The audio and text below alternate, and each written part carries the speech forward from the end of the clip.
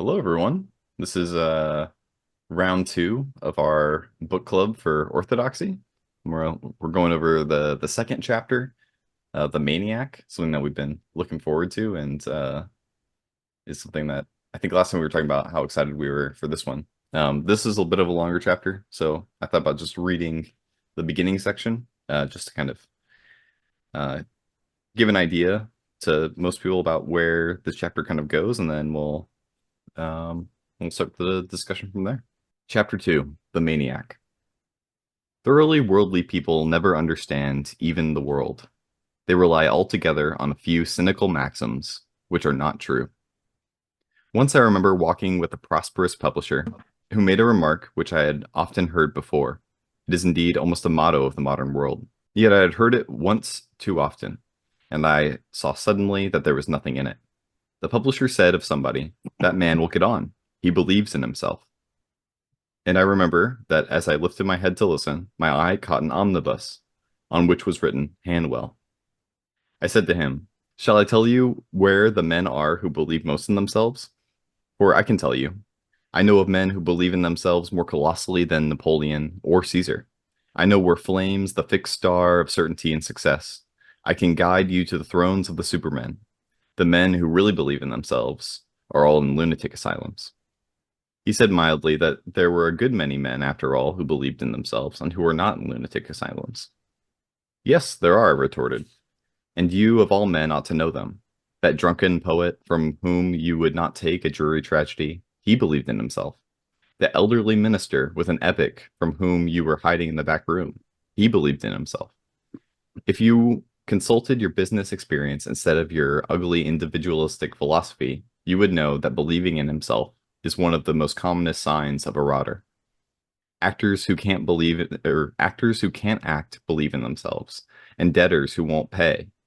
It would be much truer to say that a man will certainly fail because he believes in himself. Complete self-confidence is not merely a sin. Complete self-confidence is a weakness. Believing utterly in oneself is hysterical and superstitious belief, like believing in Joanna Southcote. The man who has it has Hanwell written on his face, as plain as it is written on that omnibus. And to all this, my friend the publisher made this very deep and effective reply. Well, if a man is to not believe in himself, in what is he to believe? After a long pause, I replied, "I will go home and write a book in answer to that question. This is the book I've written in answer to it." And so that's the attempt is to try to answer that question. Um, yeah. So what did you all kind of your first takeaways from reading this either for the first time or again recently?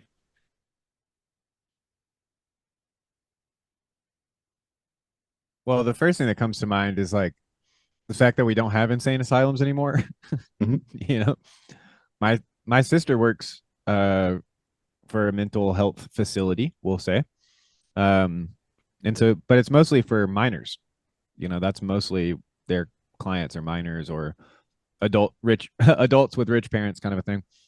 Um but I think it's a private. It's a private facility. But still, it's kind of like, it probably lacks some of the mystique. Like, I'm just trying to relate to what he's talking about with, um, you know, you're likely to find people who believe in themselves. It's like, what would he say now? It's like you're likely to find everybody, everybody you pass on the street believes in themselves. And the people who most believe in themselves, yeah, are the people, the homeless people, the guy who thinks he's Jesus, or the guy who thinks he's uh Buddha, or he lists a bunch of different kind of what would we call them now, delusions that one might have. But I think it's also interesting that, like, in response to what should a man believe in, he kind of first has to talk about the maniac. um and yeah. So this chapter is huge for me. I like this was like a life-changing chapter for me when I first read it. Reading it again, I'm once again struck by his power of rhetoric. and the way that he's able to set up kind of a juxtaposition between two things and say, like, the one that's coming to mind right now is when he says, he's comparing the logician to the mystic. Hmm. Um, and he basically says something like the logician, uh, well, I'm not going to remember it now, but I remember the mystic. The mystic holds one thing as paradoxical or unknowable, above knowledge. And so everything else becomes lucid. But the logician basically tries to hold everything as lucid and can't seem to make sense of anything. Um, and so yeah, that is a great rhetorical trick, but it's also, in my experience, pointing towards the truth. But if you read this like you're supposed to read the Bible or whatever, and you're trying to kind of like, not supposed to read the Bible, I guess, but if you don't, I have to constantly remind myself, I guess, is what I'm trying to say. I have to constantly remind myself that Chesterton is just a guy. Hmm. So, but but yeah, this is a huge I love this chapter. Like, this is the ideas of paradox, the ideas of mental illness, the ideas of mystery, and the truth being above the above logic, above reason, and how couldn't it be? So yeah, those are just some of the first thoughts. Maybe that sparks something for one of y'all. Ryan, Drake, do you have any takeaways that you were leaning towards? Hmm.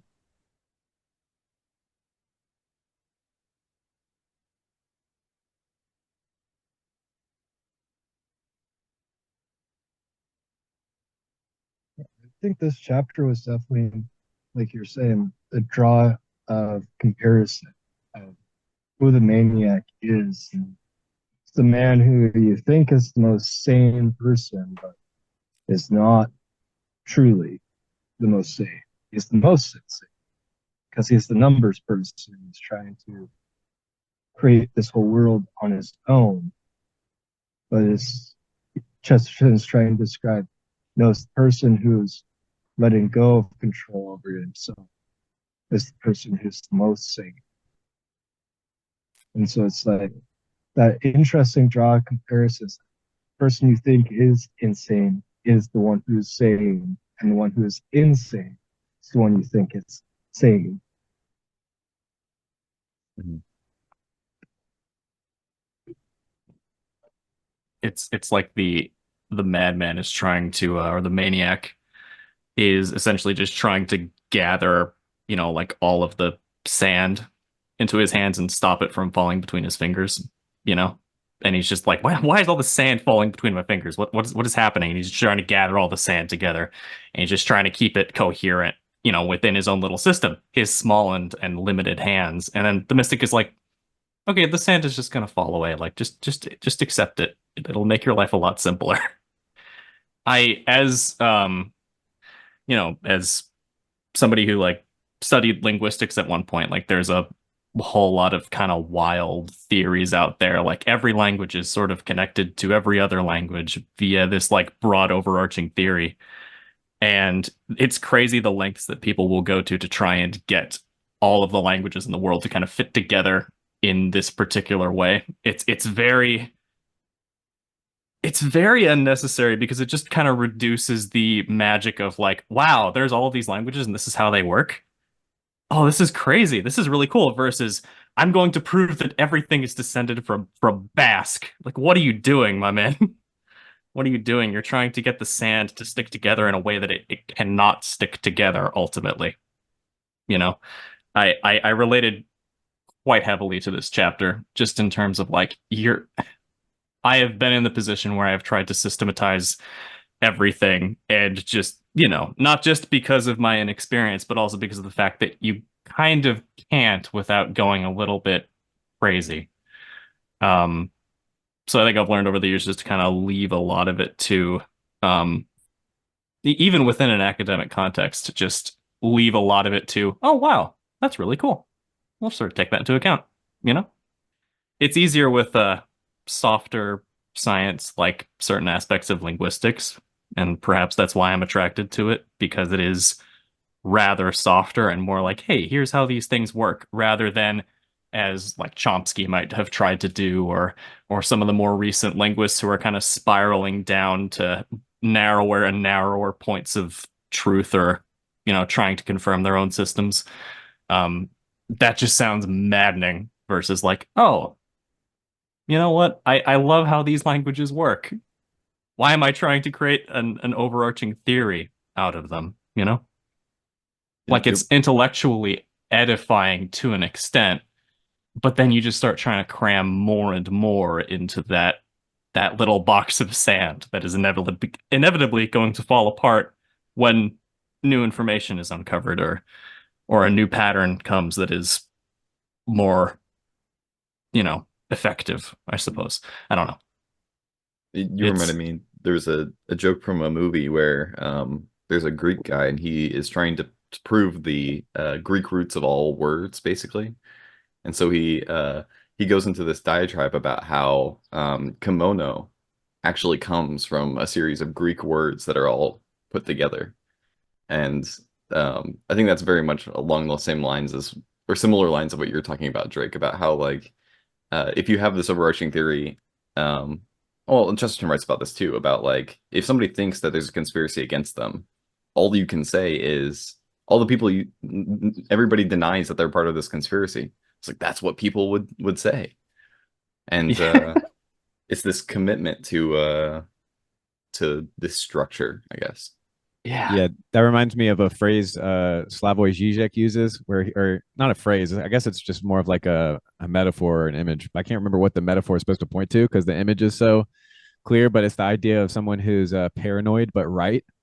It's Mhm. like someone being like some person who's paranoid being stalked, and it's like, yeah, you are being stalked, but you're still paranoid, like Right. the fact that and I now I remember now what he was trying to point to, which was it was something like that he was trying to say that that's how reality works or something. But this is not a Slavoj Žižek book club, thank goodness. um yeah, there's something in there too about how like whether it's systematizing or yeah, like trying to squeeze all of the knowledge into your head, or seeing your brain as above truth, like your intellect as above truth, I think is probably where some of the issues start. But then he also kind of, as if he was speaking directly to me, he basically says that like there's not actual beauty in madness, uh, or at least you can't be mad. If you're not mad, you might see beauty in madness, but if you do, that means you're not actually experiencing it, because in his words, the man who thinks he's Jesus or whatever is his life, it's quite mundane to him that he's Jesus, like he just is. It might be interesting to him that people are constantly like telling him he's not, which is like another one of those things. It's like if you think you're Jesus, I think back in the day, if you thought that you were hot shit, people would just kill you. Like somebody would get annoyed with you, like Joseph and his brothers. Like somebody's gonna get annoyed that you think that you're better than them, and they're gonna beat you up or something. Test your reality in some way. But yeah, it's interesting. Like, yeah, I guess I just keep coming back to that fact of like he's trying to talk about what to believe in, and he's doing that by basically saying it can't. So he first has to make the argument of why believing in yourself is, more akin to madness. Uh, and the way he does it, I guess, is just saying that like all of the insane people that he knows, uh, are quite certain in their beliefs. And I think the certainty part is probably where I kind of interpret it a little bit, because I don't remember if he actually uses the term certainty, but I think that like it's the certainty that's probably the issue, and less than the like believing in yourself. Because at some point I did want us to talk about like, does he mean the same thing, or did his interlocutor mean the same thing as we do when we say like believe in yourself? Mhm. Because that's just the way that that phrase is used. is almost always trying to be an encouragement, trying to say like, hey, don't think so poorly of yourself. You know, if you put it in the negative, then maybe Chesterton would have been okay with it. Disagreeable old Brit. But like, yeah, there's something, I think certainty for me is maybe an easier word, because I think that that's kind of at the heart of what he's trying to, well, I don't know, because then, you know, this whole thing is he's trying to say what to believe in. So then why would he be like, yeah, I don't know. I guess I'm wrestling with that idea of like, he starts out with kind of disowning that kind of common knowledge and that common use of like, you know, that wasn't that big of a deal for him back in the day. Um, by that I just mean that like, it was maybe just getting started or something. You know, he kind of talks about it as something that was like a new thing that people started saying, believe in yourself. But now that, you know, we've had like 150 years, or I guess it's just 100 years of, um, you know, people using that phrase, and that also meaning a bunch of different things, and probably all of us being the generation of kids who kind of, you know, we seem to all be millennial or Gen Z, you know, adjacent, and you know, we're the quote unquote like participation trophy, you know, generation. So what am I trying to make by that? What point am I trying to make by that? I'm trying to say, or ask the question of like, yeah, the idea of certainty versus that kind of, does Chesterton even use that? What does he mean by believe in yourself? Does he just straight up mean the way that someone who thinks, you know, I can't remember some of the examples he uses, but yeah, somebody who thinks he's Jesus. I guess that's the easiest one. Mhm. But it's also, yeah, I want to talk about that later too. But I'm going to pause because I feel that my mouth may be getting away from my brain. Yeah, I want to pick out something there because I don't know if it's completely certainty. And part of me goes back to this section, that despite like he's talking about all these people who are kind of overconfident, he gets into humility and about how there's this humility in the wrong place. And then there's this section where he says, at any street corner, we might meet a man who utters the frantic and blasphemous statement that he may be wrong. Every day one comes across someone who says that, of course, his view might not be the right one. Of course, his view must be the right one, or it is not his view. We're in a world of producing a race of men too mentally modest to believe in the multiplication table. We're in danger of seeing philosophers who doubt the law of gravity as being a mere fancy of their own. Scoffers of old time were too proud to be convinced, but these are too humble to be convinced. The meek do inherit the earth, but the modern skeptics are too meek even to claim their inheritance. It is exactly this intellectual helplessness which is our second problem. So I think he lays out these two sides, this like totalizing, and then at the same time saying like, but I can't grasp onto anything because it's just too big almost. And it's kind of this the two that paralyze. And from what's coming up for me right now is that how that interacts with like the, you know, the Cartesian ergo sum or whatever, the I think therefore I am, and the idea of Descartes trying to doubt everything and get to the bottom of what's really real. And so you see both of those dangers that you were just talking about, that kind of like, you know, it starts with this desire to, you know, for the truth, I guess, and the epistemic humility that it requires to find the truth. But you know, I probably disagree with Chesterton that I think that epistemic humility is something that's very, very important. But I also know where he's going with it too, because it's not like, he's not trying to, yeah. So let me get back to Descartes. Sorry, my brain's all over the place today, guys. I was telling Noah earlier, I'm like, my body is exhausted and my brain's tired too, but that just never stopped my mouth. So you guys are just gonna have to like interrupt me or you know, put a hand up if I follow the wrong bunny trail. But Descartes, yeah, I think therefore I am. And so he finally gets to this place where he puts all of his eggs in the I think button or basket, you know, and it's just like, yeah. So I think you can kind of see those two, like you're saying, Noah. Well, I guess as you were reading Chesterton saying, you know, that kind of misplaced humility, but also that overconfidence and that I think the Cartesian, I think therefore I am thing was coming up a lot for me just through the whole chapter, because it's like that's so fundamental to Western thought after him. You know, it's kind of this big like maxim or whatever. And I wonder if those, you know, genealogically, I wonder if those concepts are together. You know, do you start with I think therefore I am, and then, you know, hundreds of years later you end up with believe in yourself?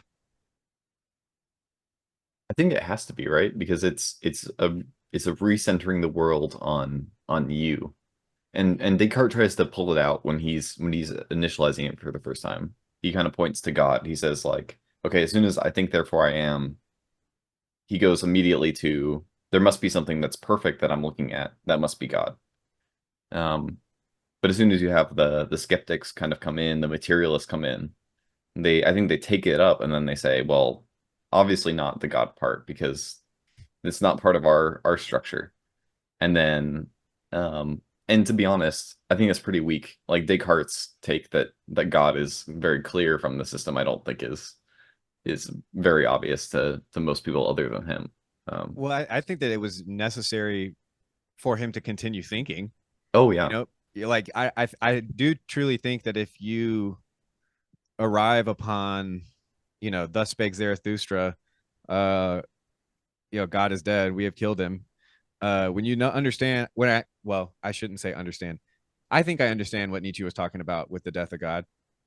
Everybody thinks that there's, you know, everybody kind of has their own take, I guess, in some ways, but there's also, I guess, you know, a consistent through line. But I feel like when you get to that point of doubt and you're on the edge of like, uh, for me, the edge felt like the knife's edge felt like full blown mysticism on one side, and then on the other side was like full blown solipsism, like alone in the void. And I think that that's kind of the line Chesterton's walking here. I think he it just remind I just reminded of he kind of as an offhand comment at one point says that people are getting dumber, uh, which is so funny, you know, because he's like our grandparents, you know, like so even back then they were saying like the kids these days are dumb as shit, like which is something too like I've heard my whole life, you know. It's like oh the first it was like TV's dumbing us down, video games dumbing us down, causing us to be violent, which and there's some truth in all of this. Mhm. But it's also kind of just it's funny because nobody's ever like, man, kids these days are exquisitely bright, they're really going to Well, change the world, you know, like maybe not wow, on your side. I hear that a lot from people really, who yeah. damn, But millennials keep losing, bro. but it's more because like it's the believe in yourself stuff where it's like oh like you if you just believed in yourself you can change the world kind of thing. Um which kind of but Did Jesus believe in Mhm. himself? See, this is why I wish yeah. Chesterton was alive, or I guess I'll just, you know, I'll ask him this when I get into heaven. But I just want to like pick at his like, you know, I'm like, I want to. What did you how mean? how much of a maniac have like, you know, have you really interacted with that many madmen, Chesterton?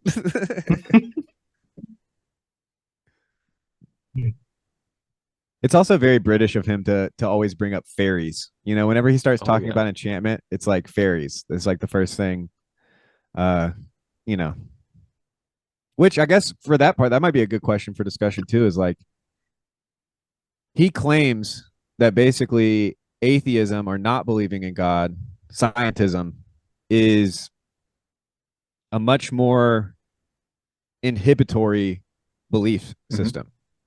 That scientism is the one, or like, you know, you could also make a distinction between the left brain, right brain, probably. Do you want me to read that section real fast and then Yeah, just we do can that. talk about it? Because this is actually something that I this is one of the inspirations for starting this was that I remembered this passage and it felt very applicable to a lot of the conversations that at least I find myself in and I think we generally find ourselves in. Um, so I'll read the paragraph. For we must remember that the materialist philosophy, whether true or not, is certainly much more limiting than any religion. In one sense, of course, all intelligent ideas are narrow. They cannot be broader than themselves. A Christian is only restricted in the same sense that an atheist is restricted. He cannot think Christianity false and continue to be a Christian. and the atheist cannot think atheism false and continue to be an atheist. But as that happens, there is a very special sense in which materialism has more restrictions than spiritualism. Mr. McCabe thinks me a slave because I am not allowed to believe in determinism. I think Mr. McCabe a slave because he is not allowed to believe in fairies. But if we examine the two vetoes, we shall see that his is really much more of a pure veto than mine. The Christian is quite free to believe that there's a considerable amount of settled order and inevitable development in the universe. But the materialist is not allowed to admit into his spotless machine the slightest speck of spiritualism or miracle. Poor Mr. McCabe is not allowed to retain even the tiniest imp, though it might be hiding in a pimpernel. The Christian admits that the universe is manifold and even miscellaneous, just as a sane man knows that he is complex. The sane man knows that he has a touch of the beast, a touch of the devil, a touch of the saint, a touch of the citizen. Nay, the really sane man knows that he has a touch of the madman. But the materialist world is quite simple and solid, just as a madman is quite sure that he is sane. The materialist is sure that history has been simply and solely a chain of causation, just as the interesting person before mentioned is quite sure that he is simply and solely a chicken. Materialists and madmen never have doubts.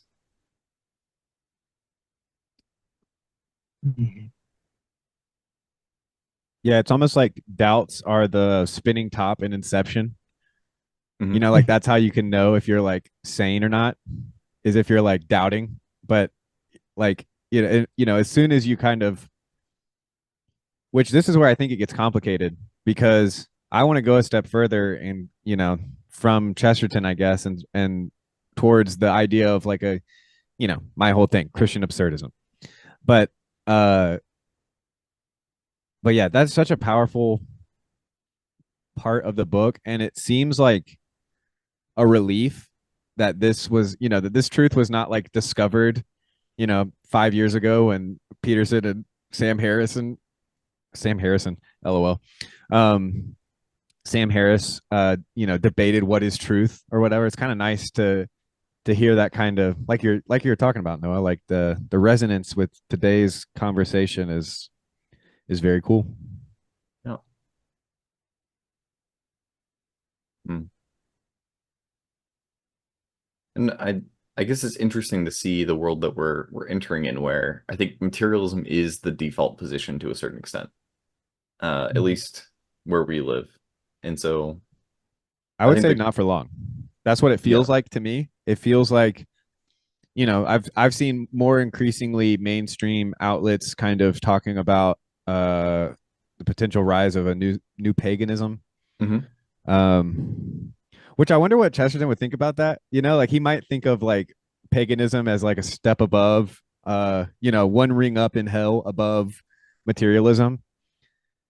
Well, I think Chesterton, and you can correct me if I'm wrong, I think later on he kind of gives the impression that true paganism is Christianity.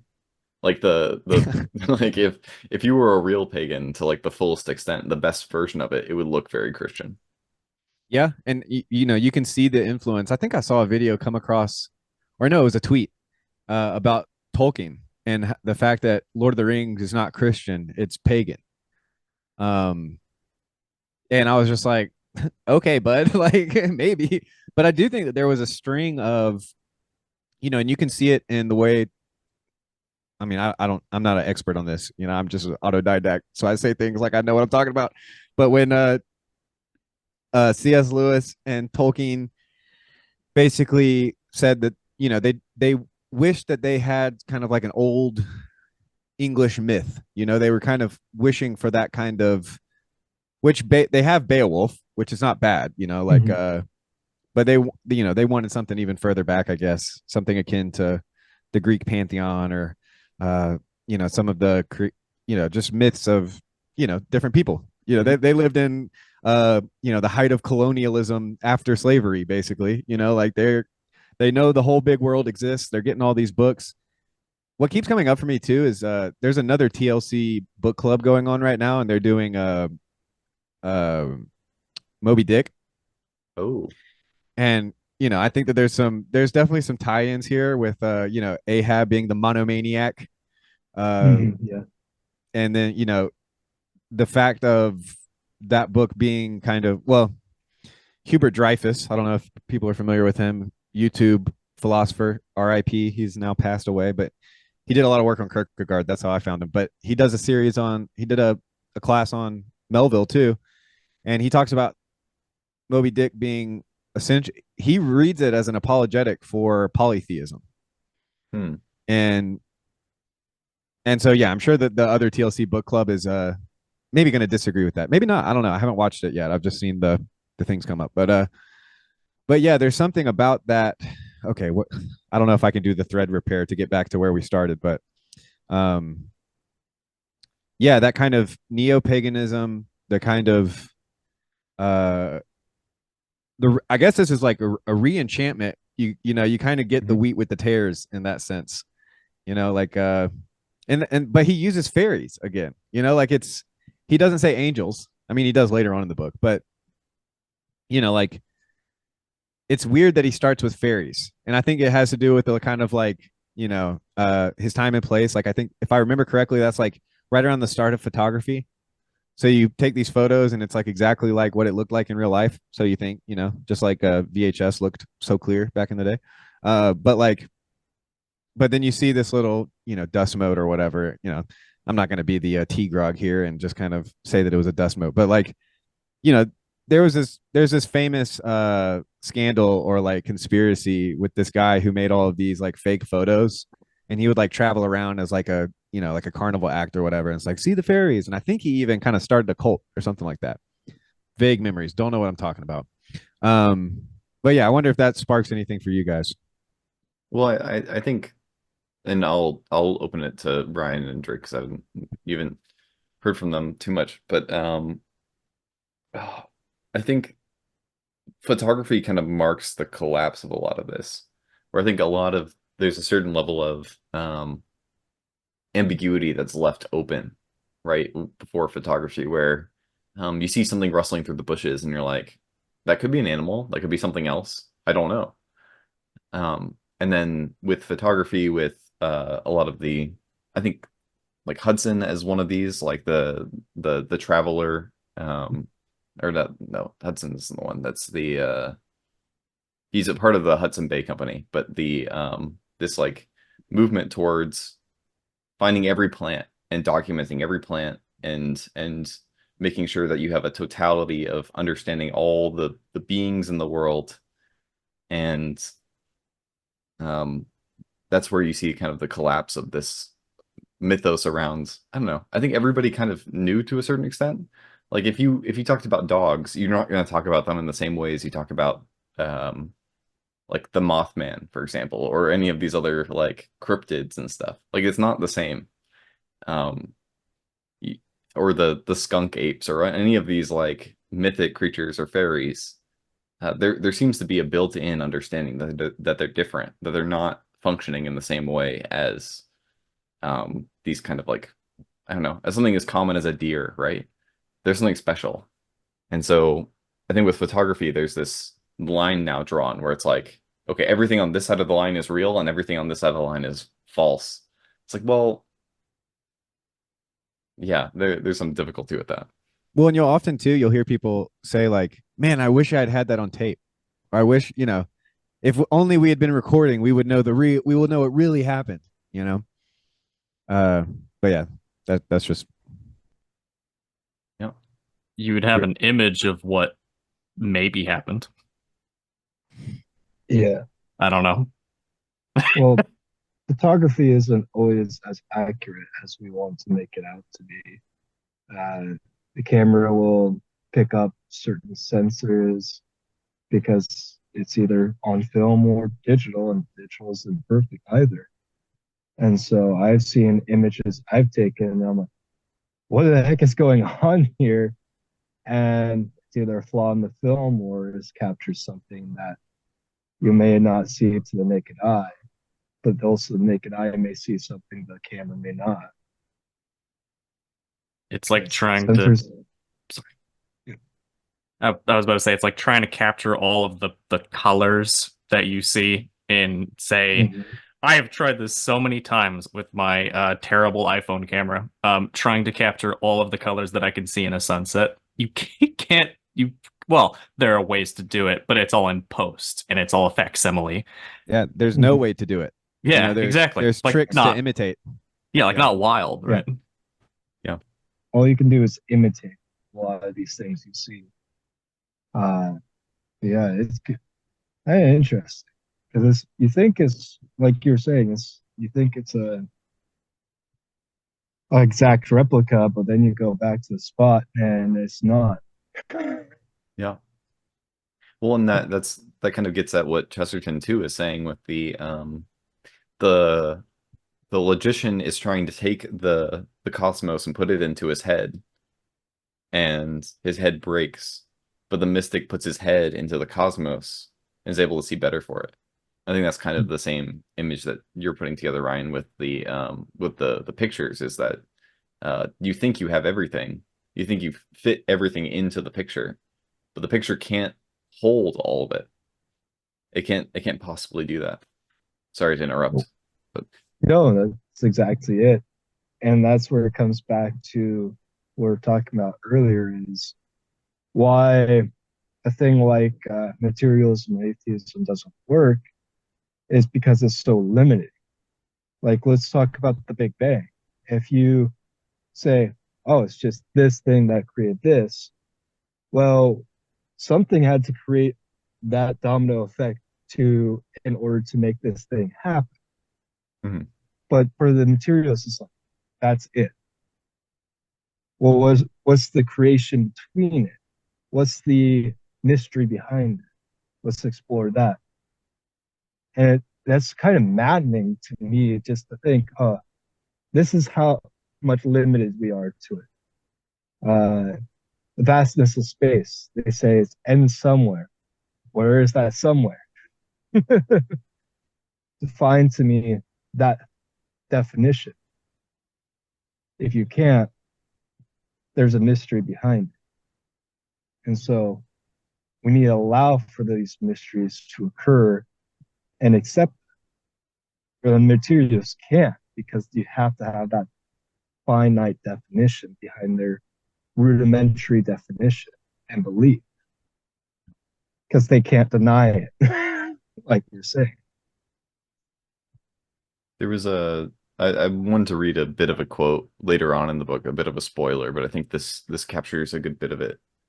And I'll try to skip around. But when one is fond of anything, one addresses it by diminutives, even if it is an elephant or a lifeguardsman. The reason is that anything, however huge, can be conceived of as complete, can be conceived of as small. If military mustaches didn't suggest a sword, or tail, or tusks, a tail, then the object would be vast because it would be immeasurable. But the moment you can imagine a guardsman, you can imagine a small guardsman. The moment you can see an elephant, you can call it tiny. If you can make a statue of a thing, you can make a statuette of a thing. These people professed that the universe was one coherent thing, but they were not fond of the universe. But I was frightfully fond of the universe and wanted to address it by diminutive. I often did so, and it never seemed to mind. Actually, in truth, I did feel that these dim dogmas of vitality were better expressed by calling the world small than by calling it large. I think he goes on, but I think that captures a bit of it. This idea that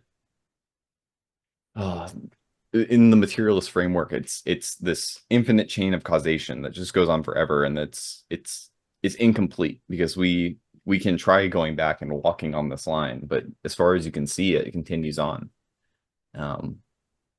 And you can try to kind of make a marker to make it so you can comprehend it all.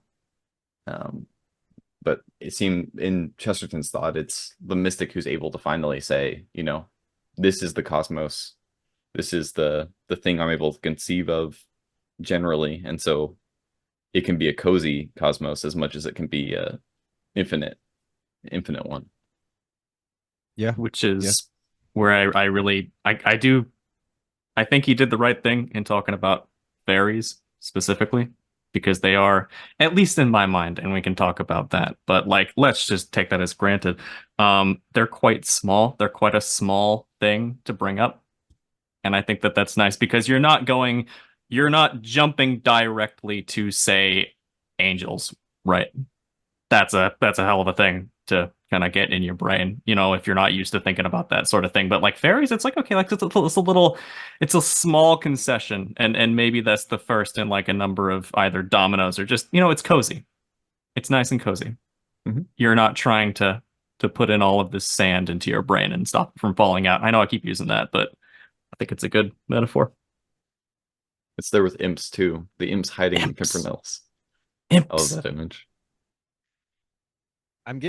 There's something that is coming up for me. I'm going to try to synthesize, which is what keeps coming up even in our conversation, but I think also in Chesterton, is the concept of, or the idea of an edge case. You know, like talking about, like Ryan talking about like the Big Bang, you know, like that's the edge case. Like that's as far, you know, the honest scientist or whatever is not going to say like, you know, there was absolutely a Big Bang or whatever, you know. Yeah, you can hear like Neil deGrasse Tyson or whatever just being like, actually, we don't know what happened at the Big Bang. Our, you know, he would be like, our measurement tools only go back so far. And you know, I can't stand that dude, but there is at least an honesty in, you know, and this is a very British thing, that kind, oh shoot, what's it called? It's like a type of thinking where everything has to be testable or whatever. You have to be able to test it. Empiricism. Well, I didn't. Both it just ended in ism. Oh no. Empiricism. Yep, that's the one I was thinking of. Yep. But even with an empiricism, you still end up with edge cases. You know, like this is an AI problem as well. You know, it's not the first thing you think of that's hard for an AI to do. It's the like some guy in the middle of nowhere has a question that nobody in the whole universe has ever asked before. That's, you know, that's where intellect, or you know, that's where you need kind of these reasoning faculties, is in a case like that. And so yeah, it's these edge cases. And even fairies, you know, I see fairies in my peripheral, you know, it's like peripheral vision. It's these things on the outside. And I think that, and like what you were bringing in, Noah, with the diminutive, you can, something that you love, something that you conceive of, something that you're fond of, you know, you say, well, I tend to say big homie for my guy friends who I love. You know, I'm trying to, you know, make them feel big and strong. But you know, I call my little baby my little shoddy baby, you know, little shoddy baby, little thing. But like, so yeah, that's 100% true. But there's this weird thing where I'm like, he can't mean that he's shrinking the universe. He's literally said, I shrink the universe in my head, kind of a thing. You know, like that's almost like exactly what he said. But that's not what I don't think that's what he means. Because and then I also think he's responding to, oh shoot, what was it? I think it's closer to seeing it as small versus right. seeing it as big. It's not in my head it's small. It's more like my perception of it changes. Right. Well, and it's back to that, you know, post-colonial, like I was saying earlier, it's that like there was all these people, and you know, it's right around the time of like the World's Fair, you know, and they're like, the world is big, like everything is huge. There's all this, you know, we're building towers to the sky, crystal palaces. So I do think that like that's probably part of what he's responding to as well. And that's just also like a very British thing. You know, it's like, I don't need a palace, just give me my hovel on the side of the road. You know, like that's a very, at least in my imagination, you know, who knows? I'm sure there's British people who like having a big house too, but yeah. Well, and I don't, he says diminutive. I think that that's important because he could have just said little or small, you know. But I think that like the he uses the French or whatever, and so that means, you know, that it's a term of art, I guess, and so he means what you're saying, though. It's like yeah, it's he sees the universe as his little baby. But there's something that's also coming up with the edge cases and the peripheral, is like, I think that that's, you know, you can say the mystic has his head in the clouds, and so, you know, he doesn't mind as much where his, you know, he can kind of encompass more area. But then I also think that there's this aspect of like a center out thing going on. And I think that the book is called Orthodoxy, right? And so Chesterton's kind of saying like, if you stay in the middle, you get all of it. But if you allow, and again, this is back to what Ryan was saying, like the materialist almost gets stuck on the edge case and can't go any further because they've lost their connection to the center, or their feet's too close on the ground. They're can't see the forest for the trees. You know, they're blinded by the particular and fail to see the universal. So yeah. Well, and then the other side too, I think Chesterton is a little bit trying to approach that and talk about the extreme. He talks about the virtues unleashed, about the humility that's has no reference to anything else, that it is the total skeptic, and to a certain point where you can't even trust that there are trees, that you're now so stuck in your own minds that like what if my mind isn't real, then what is there? I don't know if it's this chapter. Is this the chapter where he talks about H.G. Wells's essay? I don't think so. Okay. That's something we can get to later, but yeah. I don't it could have been, but here. I can't remember. I don't remember that from this chapter, but I had another thing I wanted to bring up that was in this that was interesting to me. Well, there's actually two things, but they're not connected, so I'll save the one that. But anyway, he says he makes a very strong argument. Well, I don't know how strong the argument is. He kind of takes it for granted, but for original sin. Mhm. And I can't even remember exactly. I think that it was kind of in response to believe in yourself, kind of a thing. But he also says it's like one of the only provable things in Christianity. You know, it's like undoubtable is that people screw things up, and he uses the answer the example, I think, of someone enjoying torturing a kitten or a puppy or something like that. Skinning a cat is yeah, skinning a cat. There's more than one way to do that, you know. But yeah. What do you guys make of that? That kind of original sin idea? Somewhat Calvinist, but actually Catholic, high church, you know, Orthodox.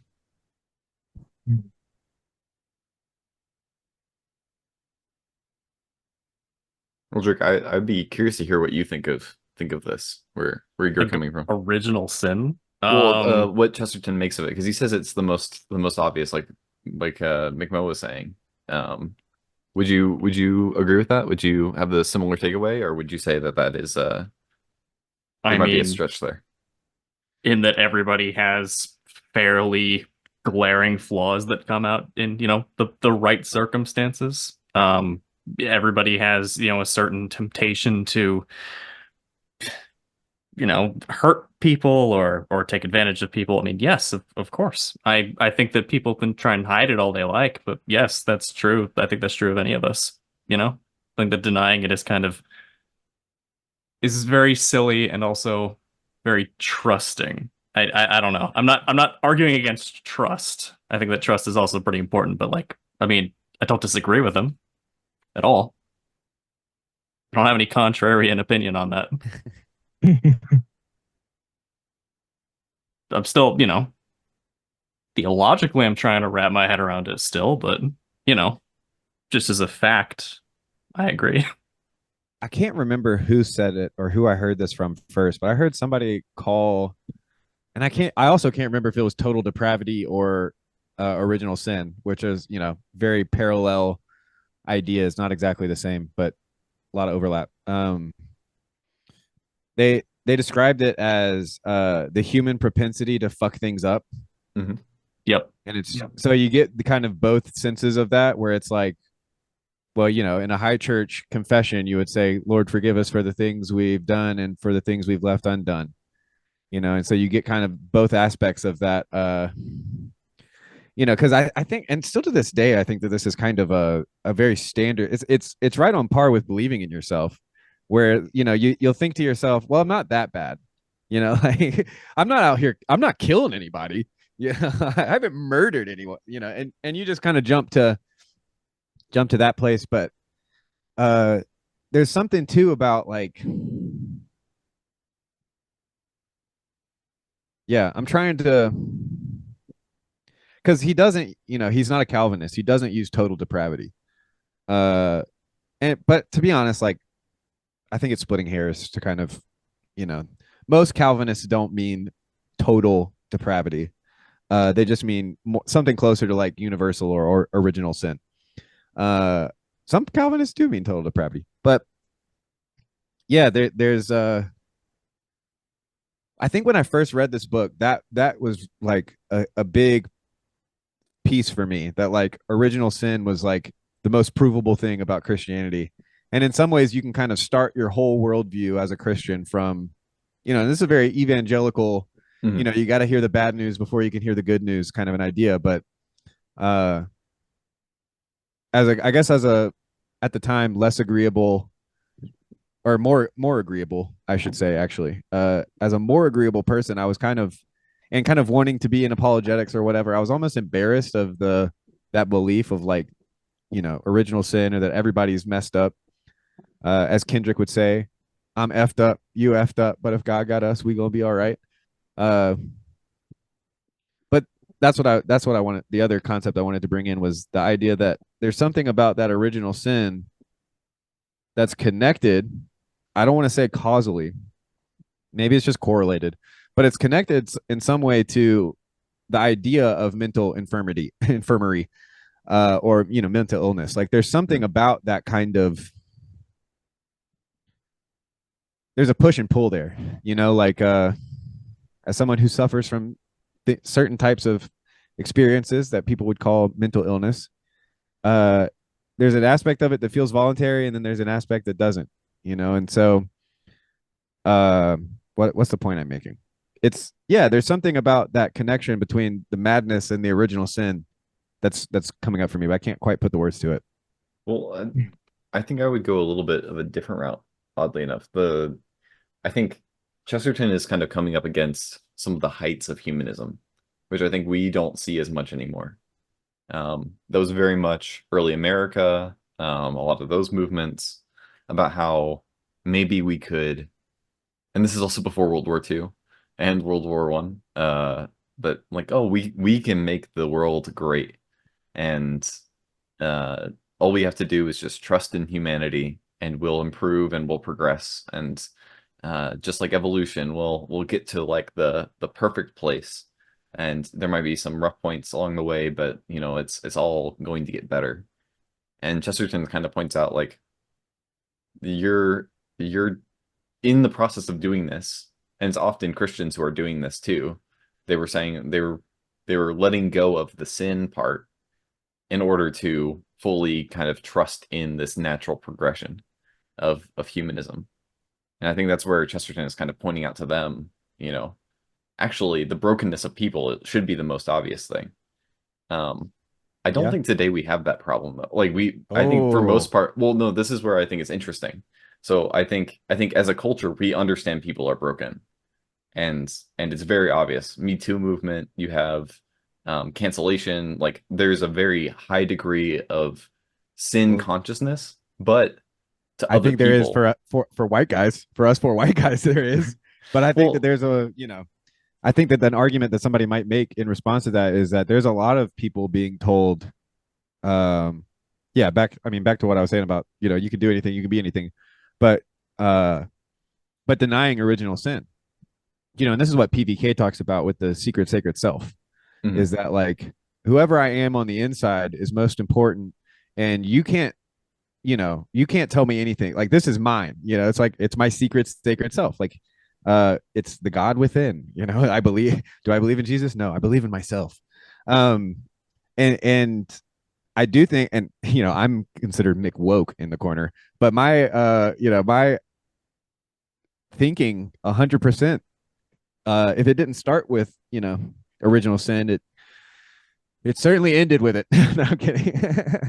But like yeah, so there is something about the kind of, you just do you, mhm, uh haters gonna hate, yeah, like there, I think that like this is something, that kind of narcissistic, like I'm never wrong, there's nothing wrong with me, that I think that is something that the culture suppresses. But most people outside of these, intellectual theological places, for the most part, and this is back to what Chesterton was saying, like they think they're fine. They think that they're living a fine life. And if they didn't, they wouldn't be living that life, kind of a thing, you know? And so uh I'm going to resist the temptation to bring in uh Kierkegaard's despair that doesn't know it's in despair.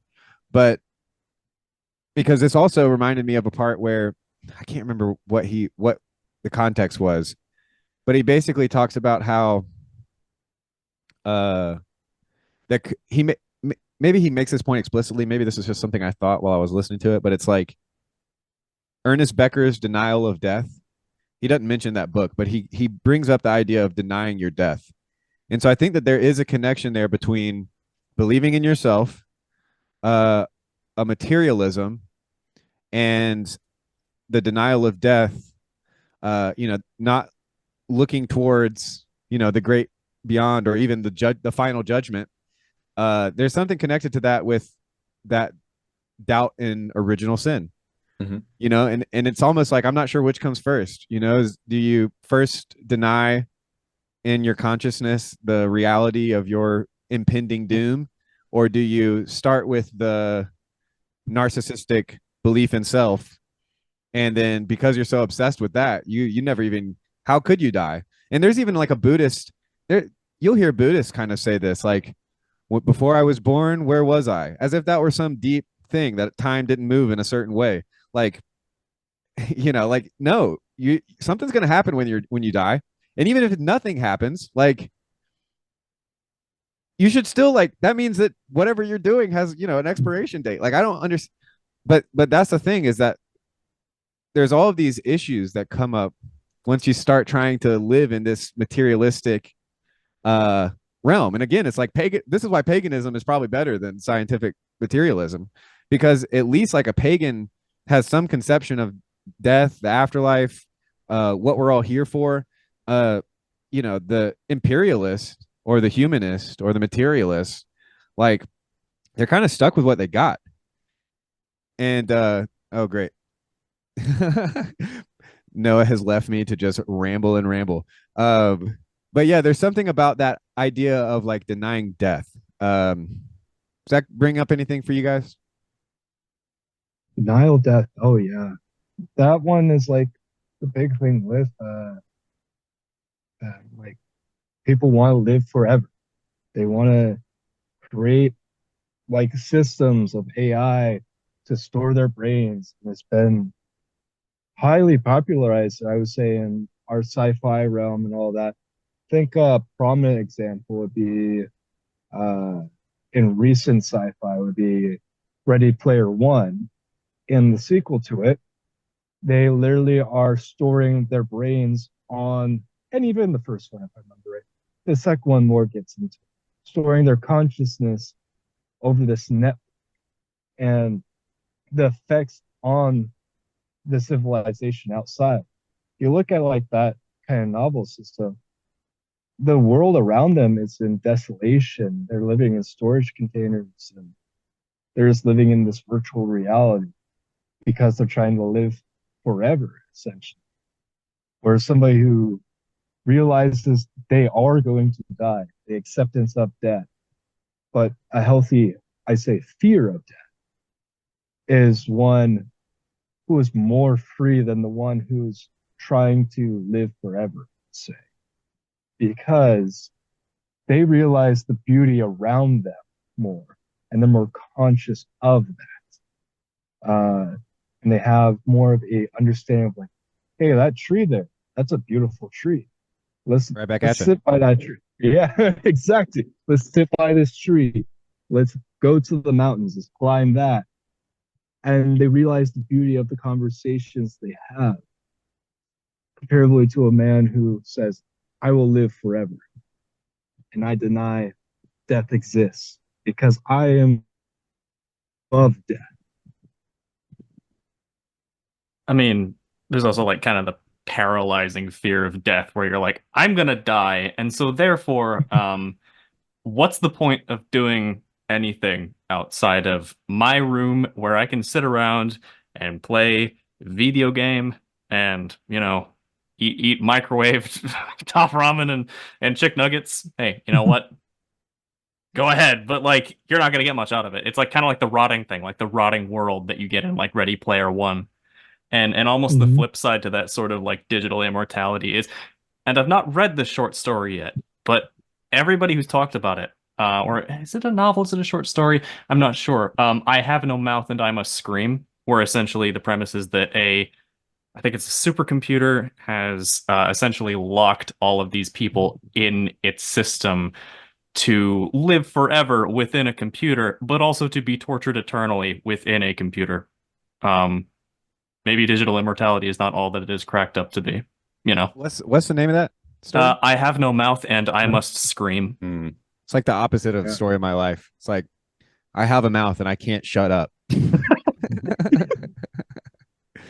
Well, I think too, like that's a big. I think the question of death and our proper stance to it will probably be a big talking point next time because I think it's the next chapter.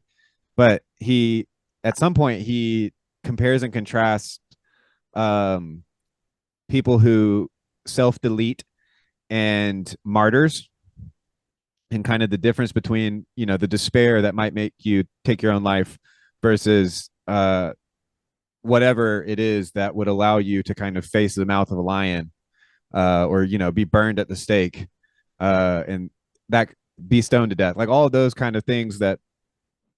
So yeah, but I think yeah, you're definitely right, Drake, that digital immortality seems certainly like a hell.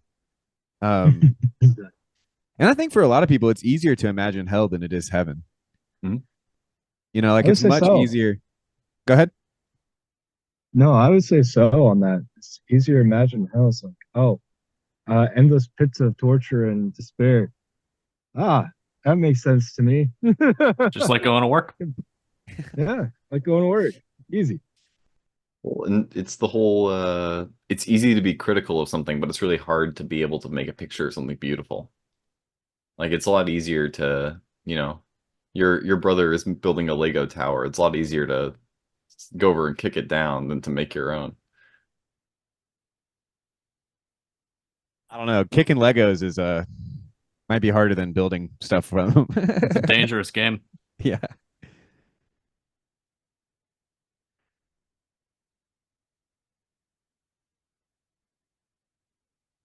Noah, do you have any thoughts on uh denial of death and how that's connected here? Um, Because he basically says I think he says that the materialists have no fear of death, or like they don't even consider death, or something. That was what the feeling I got was that. Yeah, he almost makes it sound like it's only in Christianity in which you can actually think death. Because if I think therefore I am, what happens when you stop thinking? Kind of a thing. mhm. Yeah, I mean that's been my experience. Like whenever I've kind of been in that headspace of like a nihilistic view of the world, the idea of death is immensely disturbing. It's it's not settling at all. The idea of endless nothingness, but then also not endless nothingness because that is a conscious um phenomena that's like happening. So it can't be that. And so, you know, I don't know if it's quite the Buddhist thing to say that it was the same before I was born exactly. Um, because I will say the memento mori seems to be present in Buddhism too. Like at least they Yeah. are confronting it to a certain extent. Whereas, And in Buddhism, TM is kind of like Christianity TM. It's yeah. like at least with Buddhists, it kind of does revolve around similar practices. Buddhists meditate. Mhm. Like but Christians pray, I guess, take communion, supposed to. Uh have been baptized. Yeah. I guess there are some commonalities. Sorry to interrupt. Gosh. I'm No, so yeah. sorry to everyone out there who's had to listen to me yammer on. My mug Well, is covered in like memento mori stuff. I just realized, so it's like really, oh, it's like really appropriate. Like I've got Synchronistic. I've got the whole in midst of great prosperity, remember now that thou mayst die it on my coffee mug.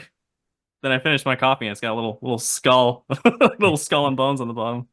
Dang. All right. I feel like I've prepared well. Start your day with a little death consciousness. I like Yeah. that. Hey, it helps. You remember what you need to do today.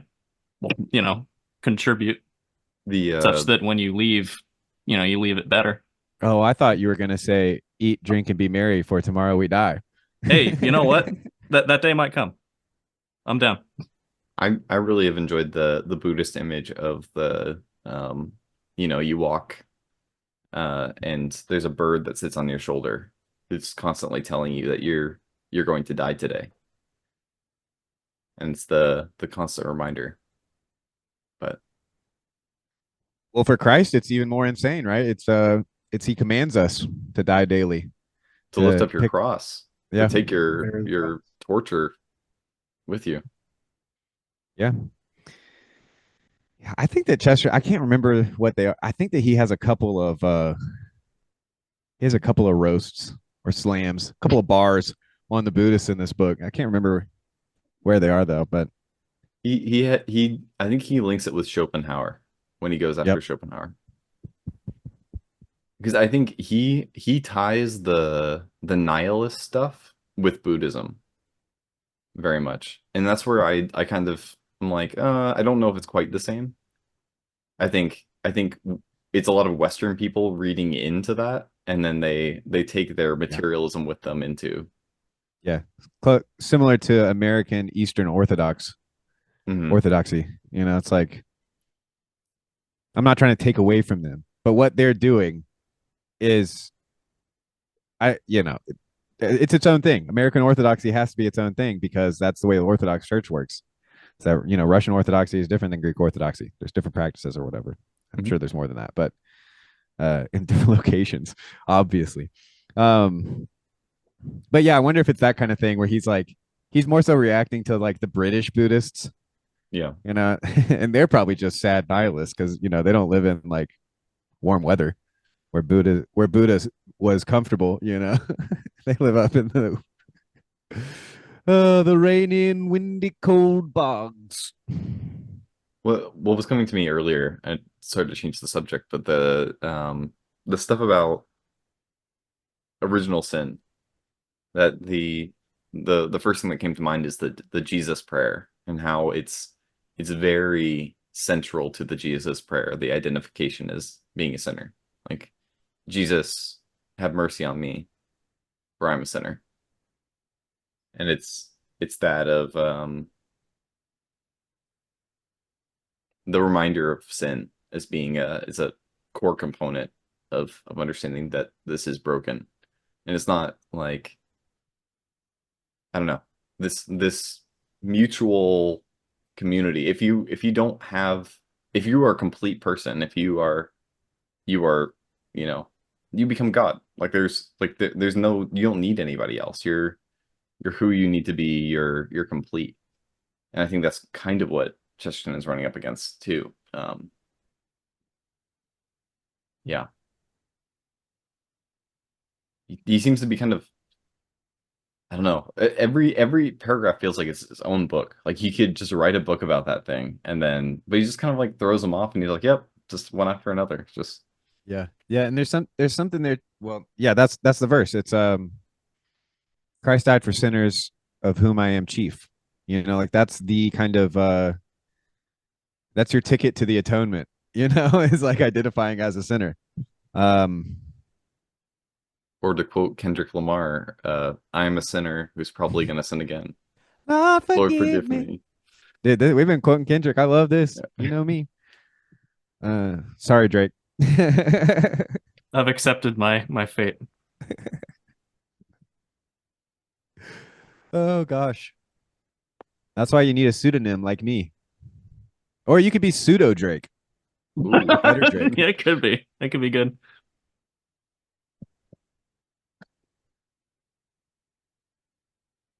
I don't remember what else. Flip through real fast to see if I remember what else is going on in this chapter.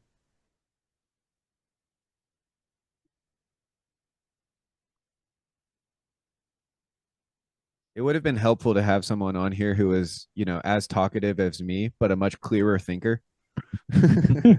Mm. I feel like that's Neil, He's, Yeah. we miss you, Neil, if you're watching this later. We like having you around.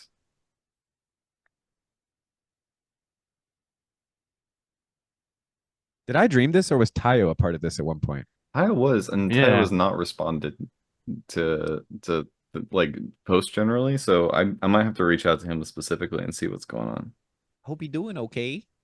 Well, I think the end of the chapter is also like a real fire bit. Well, Read that it, dude. last Read it. paragraph. Yeah. But the circle, I'm not even gonna read the full last paragraph. I'm just gonna read the last set, which is but the circle of the moon is as clear and unmistakable, as recurrent and inevitable as the circle of Euclid on the blackboard. For the moon is utterly reasonable, and the moon is the mother of lunatics, and has given to them all her name. So I think that's one of the major parts of the end is the whole dynamic of um the completeness of the narrow circle versus the large circle. Um, but the mystic also has a complete view of the world, and so does the lunatic. But the difference is the narrowness or the wideness. Um, Actually, I don't know. The mystic, he pretty much says it's cruciform. Their image of the world is outwardly expanding, but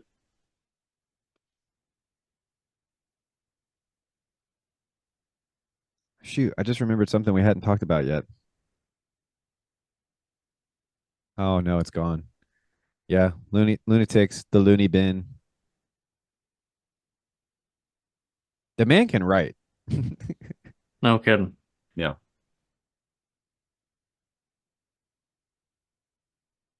Mhm.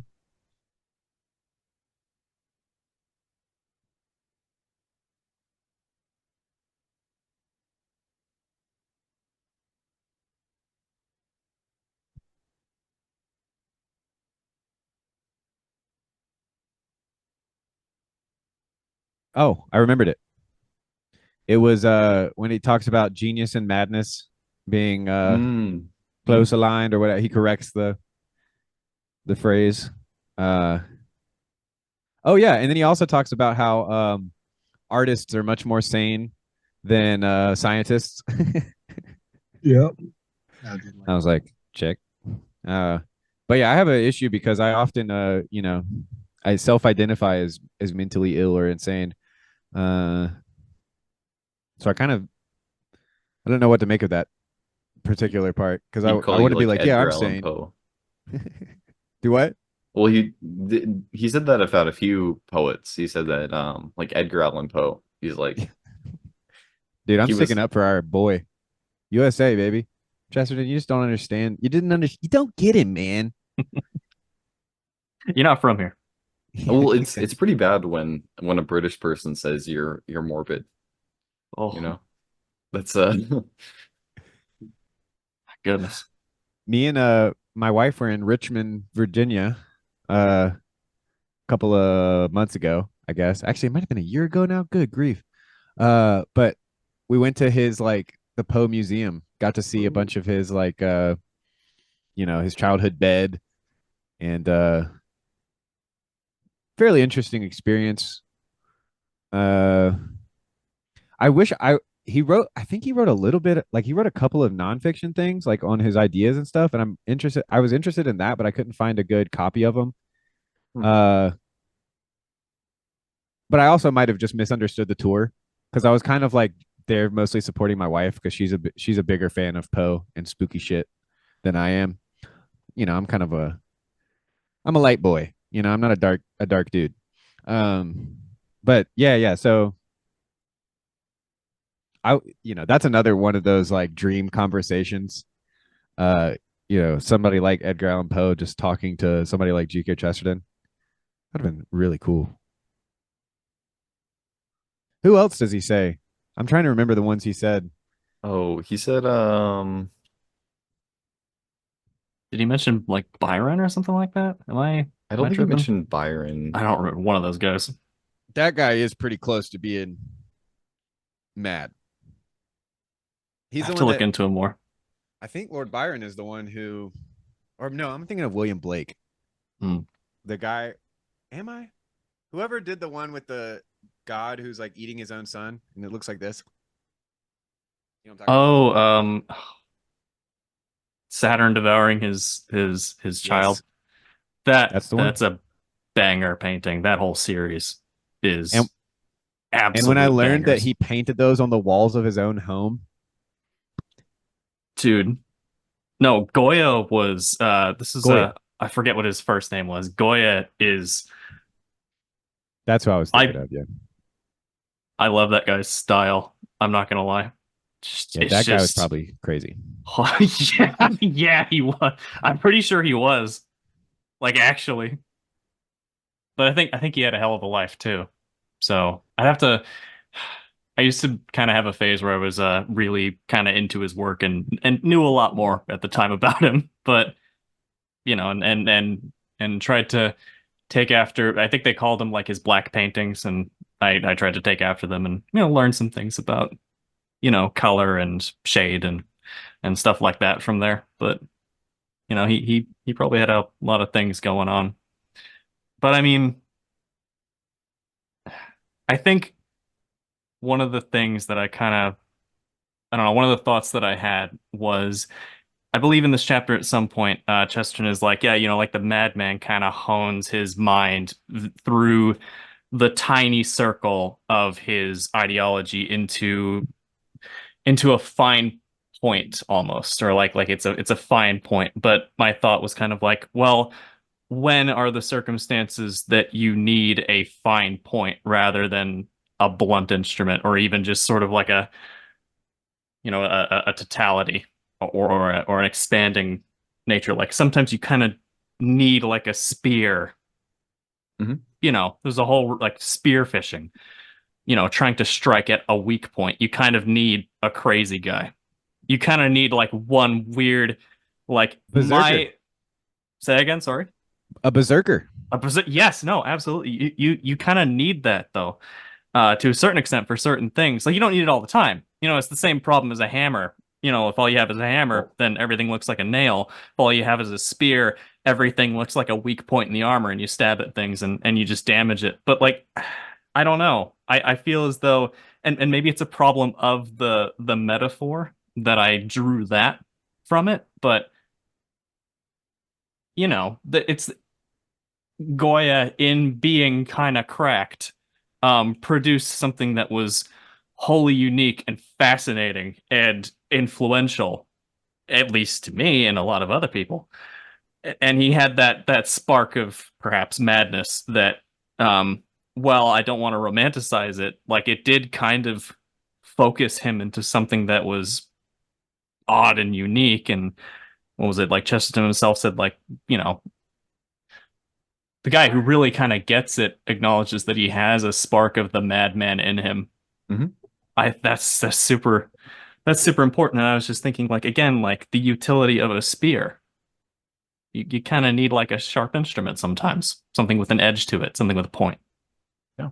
I don't know, let's not dunk on madmen too much. I enjoy dunking on madmen as much as the next guy, but like, let's Well, chill and kind of like see where the madman can have his uses, perhaps, when properly harnessed by somebody who kind of understands a little more. Like you have a madman and then his advisory council that kind of reins him in a bit, say, and that advisory council can be within the same person.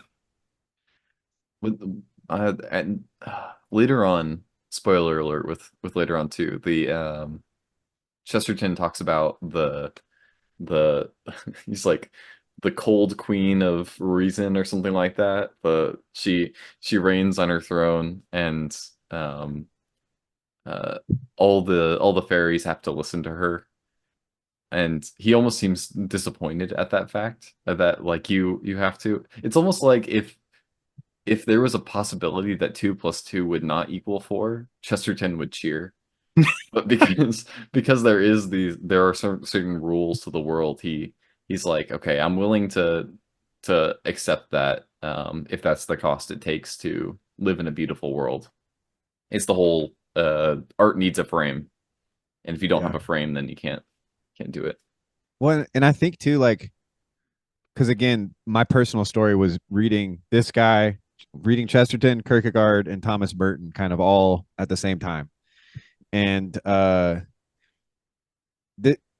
yeah, the last couple of things that came up were like the ideas that yeah, I think you're absolutely right, Noah. Like Chesterton would love for 2 + 2 to equal 5, or for there to be some possibility.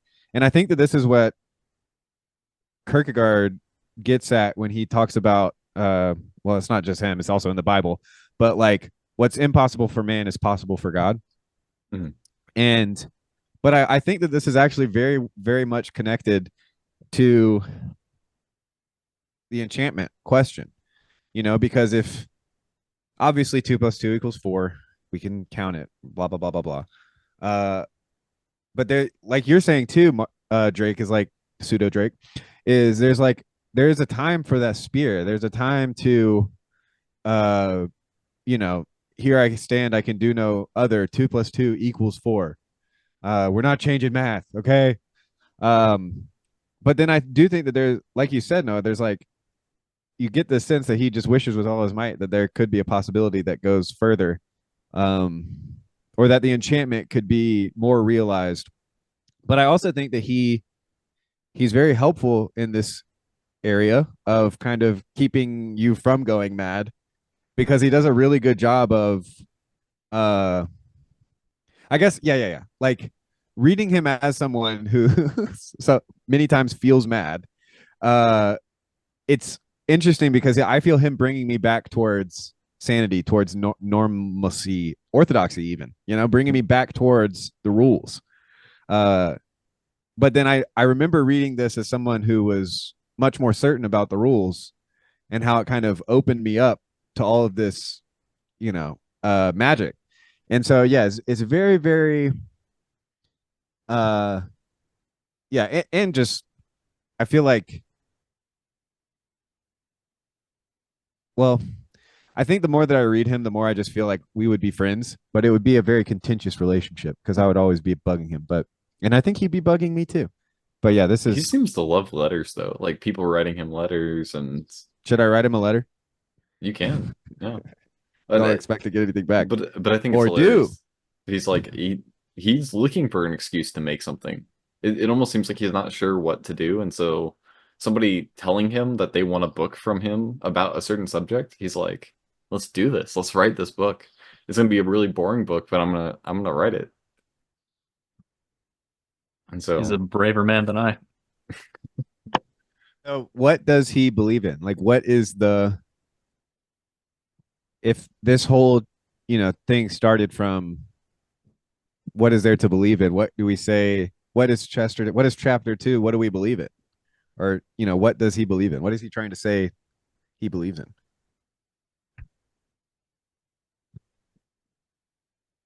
well, also the question is at the beginning he says, "This is what I'm writing this book about." Is he talking about the whole book, or is he talking about this chapter? That's the other question I have. Yeah. That goes along with that.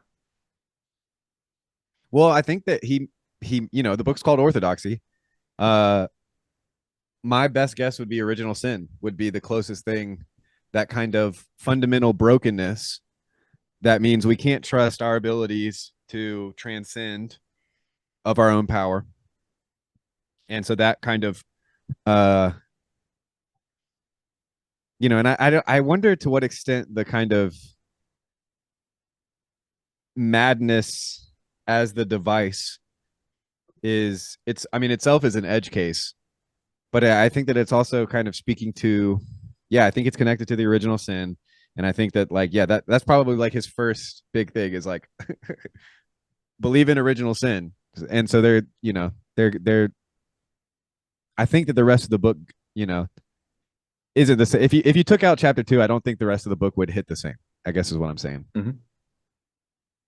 Probably true of all the chapters now that I think about it. I think it's almost like he wrote them together. But I think a lot of this first bit is pointing out the issues. he doesn't do a lot of constructing his own point of view. Like he promised in the first chapter, a lot of this is very much like laying it out. Um, the problems with even the humility thing about people being too skeptical to believe themselves, in a sense, is them believing in themselves too much, is them saying that their own perspective must be the final say. And and in the end, he's like, well, no, you're missing the point. And so he points to mysticism, but he doesn't really give a good definition of mysticism from what I can see. It seems pretty much like you're going the wrong direction. See the fairies in your garden and go that direction. But Well, the thought just, and my wife just got home, so I'm not going to be here for long. I want to hang out with her. But it almost makes me think if you could read the whole book as almost like a critique in a certain type of belief. The type of belief that says I believe in myself. Maybe he's like, one, that's a bad thing to believe in because original sin. Yourself is not a very trustworthy thing. Maybe you shouldn't believe in it. But then two, it's like the way you believe matters. Like that, and that speaks to the kind of the closed circle and the open circle. Like I think of like an open hand versus a closed hand. And sure, sure there are things to be closed handed about. And maybe original sin is one of those things. Maybe if you don't believe in original sin, you shouldn't consider yourself a Christian.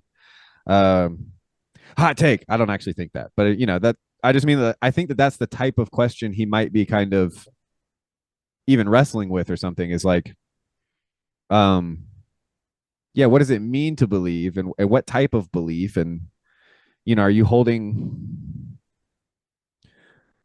so narrowly focused that there's no room for anything that you don't understand to kind of come in, yeah, right? Like, because there's in reality, you don't ever understand everything that's going on. So if you think that you do, you've fooled yourself, and that really just means you've narrowed your scope. You're letting in less of the universe. You're letting in less of reality. So you're biased. And yeah, that's a very much of a contrast of what we think of as like a belief. When someone believes something, call Christians believers. I think a lot of people in this day and age, they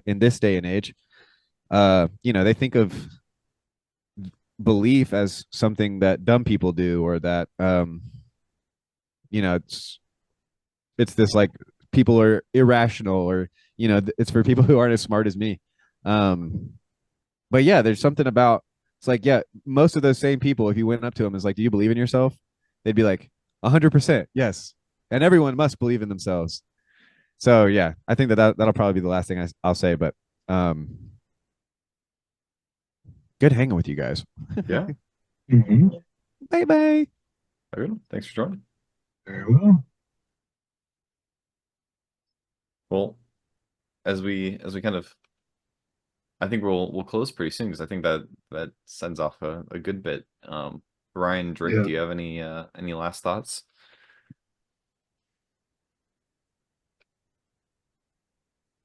This chapter definitely it definitely, obvious takeaway, but it reframed how I kind of think about like madness, and it made a whole lot of sense, to me. Like I was saying at the beginning, I've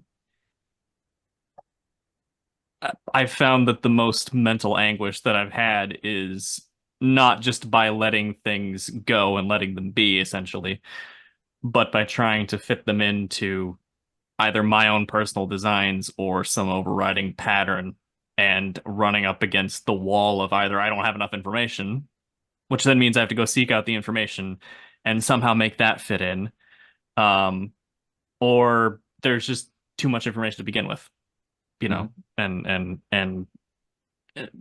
eventually having to come to the realization that maybe my system is flawed, and maybe I should just stop it, or I'm going to run myself in circles into a rut, essentially. And so, Chesterton put forward into words what I had been thinking about for a little bit, or subconsciously kind of accepted, which is like, just let things go. It'll be much easier, and you can start afresh from there, and try and figure out your whole deal. And he also skewers the pattern that I tend to fall into a lot as well, which is kind of the ultimate humility, which is I really don't know anything about what I'm talking about or what I should be talking about, to the point where at times I've certainly felt like information comes to me and then it essentially just bounces off of my brain because my brain is busy processing what I don't know. So trying to find that, a middle way, essentially. That narrow road, right? Trying to get through the eye of the needle, you know? I'm excited to see what conclusions he kind of draws from that in the next few chapters or so. Yeah, before I get to you, Ryan, like I think a lot of that is with the trust in things are going to be okay. Yep. There's a certain amount of like you're okay. You don't need to know all this stuff. Yeah, it's gonna be fine. And maybe it comes and maybe it doesn't. But you don't need to know it right now. At least. Like you've survived up to this point without knowing it. Yeah, come on. And so, yeah, maybe that's a little bit dismissive, but that's kind of where I've been. I'm sure some people, yeah, go ahead. Like at a certain point, maybe it's important to learn the things that you don't know, but at a certain time, people forget the proper time. Like I've seen throughout this chapter, and I should have brought this up because I feel as though, I don't know, something tells me that, and I have to ask McMull about this a little bit, but I something tells me that like he doesn't really run in like some of the same circles as maybe I do, but like I run in a lot of the world building circles because I do a lot of writing and do a lot of world building. Did the Tolkien thing where like I create languages and then I create worlds around them, or vice versa. And it's been very fun. But one of the impulses that I've seen within those communities where there are like two kind of extreme paths that I've seen. And one of them is basically, screw it, like we have talking animals in this world. Why? Is there an evolutionary reason for it? Who cares? This is fun. We're having fun here. More sort of if we liken it to, say, magic systems, it's Tolkien's magic system, where it works because this is just how it works, and there's not really a system to it. It's more sort of just let the enchantment kind of run, right? Like, how come Gandalf can throw burning pine cones at wolves? Who cares? It's just how it happens, Versus there are people who attempt to plot out every single aspect of their world. And you might be thinking about, say, Brandon Sanderson, who has rules, well-defined rules, I would say, from what I've heard, for his magic systems. He thinks about these sorts of things. Him and a lot of other people do. Yeah. You take that and you broaden that out to world building itself, like the settings, the peoples, the animals, everything like that, the languages. And you get to a point even beyond that. People are getting getting hung up on plate tectonics and air currents. And while that can be very interesting, you get to a point with that where you just get driven completely insane because one of your air currents is completely off from where you want it to be. And so therefore you can't have nice open rolling plains because everything would be a desert. And I have at one point fallen into that trap where it's the simulationist kind of idea, where you are essentially trying to encapsulate every single process into your head. And like sand, it all begins to fall out, and you're just trying to grasp it and bring it back in. But there are so many patterns playing on themselves all the time that you just start to lose track of it. Again, you lose sight of the forest for the trees, and you lose track of what made you love the world that you created within the pages of a book or a comic book or an animated series or a D&D setting or anything like that. You just start to lose track of that, just getting into the numbers game. You go absolutely insane from that. And so, as somebody who's done that in their writing, has tried to find the justification for everything, even just outside of like, what is satisfying for the plot, what is satisfying for the reader, what's satisfying for me, even. Not to like self-censor, but like at a certain point, this is a collaborative process in that you are creating the world and people are participating in it, especially for something like a tabletop game, you just can't get hung up on the small details because then you lose sight of just the broader picture, and you lose your love for the broader picture. I think that that is what has destroyed a lot of the enchantment that comes with fantasy, with writing. And ironically enough, I think it results in a lot of things being superficially weird, but also on an underlying level being very samey. It's why I don't, with a fair few exceptions, I'm not particularly interested in modern fantasy. It just suffers. The art form suffers for that. You reminded me of a funny bit. I think it kind of rides the line between the two, which is part of the reason I love it, which is in Jujutsu Kaisen, it's just brought up randomly in like conversations that by explaining your powers to someone else, it becomes stronger. And so it gives an excuse for like characters in universe to be explaining their powers to their opponent in the middle of a battle. And uh it's beautiful. It's like it fulfills the purpose of like expository dialogue. It fulfills a purpose of like an in-universe explanation, but doesn't require any like quantification of why it's the case or whatever. It's like it's It just magic. is. Just let it go. And there's a beauty in it. It's just like the beauty of like letting go and just like I don't know, something to it. Just how it works. It's like how there's sound in space in Star Yeah. Wars. Do you know why there's sound in space? It's because the sound designers really wanted to make some cool sounds. Come It on, makes sense. man.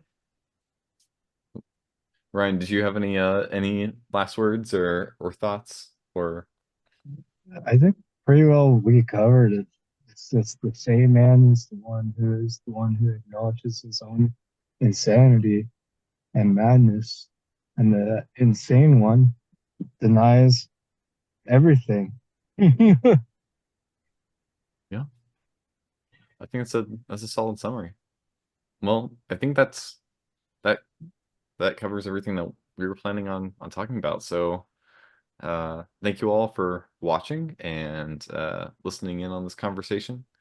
And I hope you all have a great rest of your day. And thank you, Drake and Ryan, and also McMo for showing up and talking. It was great being able to go over this chapter. So I'm looking forward to the next one too. Bye, everybody.